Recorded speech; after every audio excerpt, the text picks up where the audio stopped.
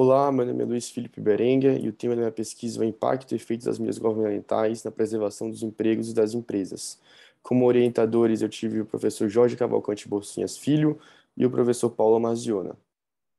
Começando com um sumário do conteúdo que será apresentado neste vídeo, primeiro passarei por um contexto e objetivo da pesquisa, depois o referencial teórico, após essa parte teremos os métodos, resultados e terminaremos com a conclusão.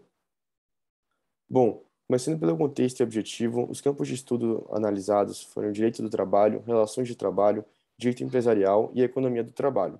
A relevância da pesquisa é apresentar uma análise acerca das eficácias das medidas governamentais destinadas ao enfrentamento das crises econômicas. Nesse caso, a crise econômica sanitária, que também foi analisada, foi a pandemia de Covid-19. Então, o objetivo do estudo é justamente entender se as medidas governamentais adotadas pelo governo brasileiro para preservar o emprego e a renda surtiram o efeito desejado nesta pandemia. Falando sobre o referencial teórico e a base que permitiu que esse estudo fosse feito, os três principais nomes são Simone Costa, José Krain e Ricardo Antunes.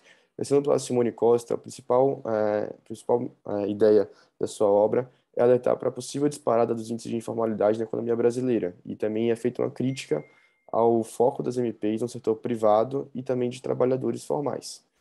Além disso, no José Krain, a ideia principal é alertar sobre o potencial impacto negativo do coronavírus. Então, no início da sua obra, que foi logo no início da pandemia, ele se adiantava para as projeções do FMI, do IBGE e também da UFRJ, que eram que eram projeções que previam que o impacto seria muito grande e o Brasil deveria tomar cuidado com essa taxa de desemprego.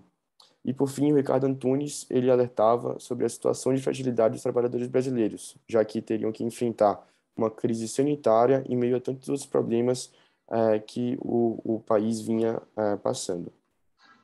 Falando sobre os métodos, primeiro sobre a estratégia de investigação, foi feita análise qualitativa através principalmente da leitura e interpretação de leis, publicações acadêmicas e dados de atividade econômica.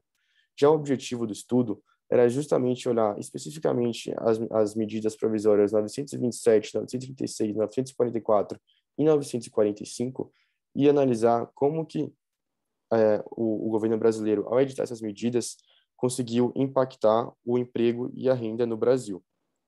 Bom, para a coleta de dados, foi feita justamente a leitura dessas medidas provisórias, além disso, o acompanhamento das publicações do IBGE e, por fim, também o acompanhamento de relatórios das principais agências que acompanham a situação trabalhista no Brasil. Passando para a análise de dados, foi analisado o contexto histórico e também foi identificado os efeitos das medidas governamentais no curto e no longo prazo. Bom, passando para os resultados, começando pelos dados sobre emprego, foi analisado o perfil da população brasileira, então, a distribuição entre a população abaixo da idade de trabalhar, a população fora da força de trabalho, os desocupados e os ocupados. Além disso, também foi analisado a taxa de desocupação até o terceiro trimestre de 2020, no qual já representava os maiores níveis desde o início em 2012. Além disso, também foi analisado a taxa de desemprego no Brasil antes da pandemia ter início, então a taxa de desemprego em 2019, comparada a outros países da América Latina, para enfatizar que o Brasil já passava por problemas sérios mesmo antes da pandemia, já que era a maior taxa de desemprego frente a outros peers da América Latina.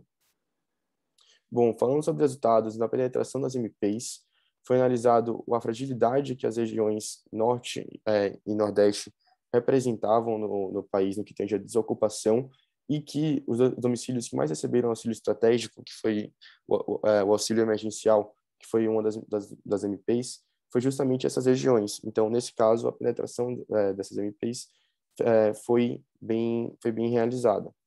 E, além disso, também foi analisado a falência e a recuperação judicial.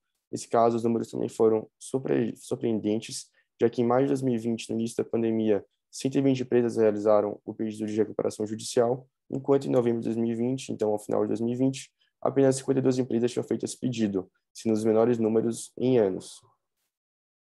Bom, então, para concluir, a síntese do trabalho é que as três principais análises que foram feitas para entender o efeito das medidas governamentais foram os dados de desemprego do IBGE, a avaliação da penetração das MPs e os dados de pedido de falência e recuperação judicial.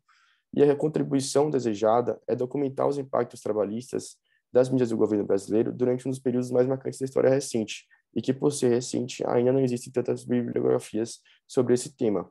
No que tange a futuros estudos, acredito que seja interessante analisar como se deram os efeitos das MPs no longo prazo, além disso, como o Brasil se comportou em relação a outros países e também como os gestores brasileiros avaliam o auxílio do governo às empresas em que estes estão gerindo. Muito obrigado.